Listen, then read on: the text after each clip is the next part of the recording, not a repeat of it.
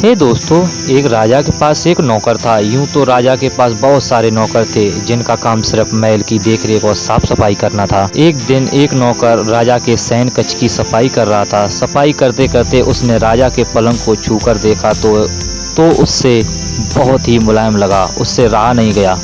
उसे थोड़ी इच्छा हुई कि क्यों न बिस्तर पर लेट के देखा जाए कि कैसा आनंद आता है। उसने कक्ष के चारों ओर देखकर इत्मीनान कर लिया कि कोई उसे देख नहीं रहा है। जब वह आश्वस्त हो गया कि उसे कोई देख नहीं रहा है तो वह थोड़ी देर के लिए बिस्तर पर लेट गया। वह नौकर कम काम करके थका हुआ था। अब विडंबना देखिए कि बेचारा जैसे ही बिस्तर पर लेटा उसकी आंख लग गई और थोड़ी देर के लिए उसी बिस्तर पर सो गया।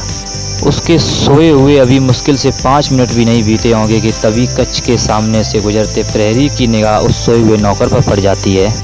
नौकर को राजा के बिस्तर पर सोते हुए देख प्रहरी की त्योरियां चढ़ गईं। उसने तुरंत अन्य प्रहरी को आवाज़ लगाई। सोते हुए नौकर को लात मारकर जगाया गया और हथकड़ी लगाकर रस्सी से जकड़ लिया। नौकर को पकड़ लेने के पश्चात उसे राजा के दरबार तक खींच कर लाया गया।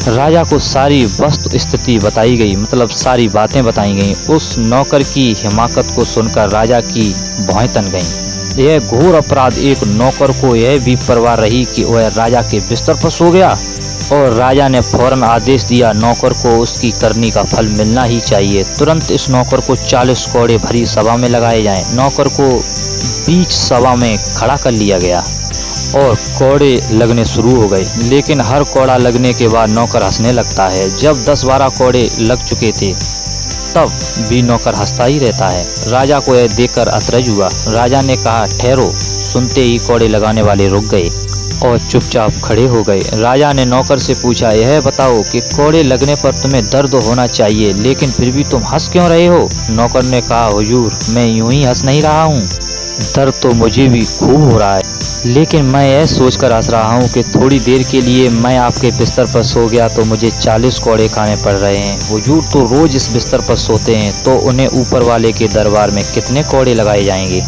इतना सुनना था कि राजा अनुतंत्रित रह गया। उन्हें अपनी गलती का एहसास हुआ और उन्हें तुरंत उस नौकर को आज़ाद करने का हुक्म दे दिया। हे दोस्तों, हमें और आपको इस कहानी से सीख मिलती है कि हम सबको भी अपने सुख को छोड़ के अनकंफर्टेबल जोन में डालना होगा अपने आप को।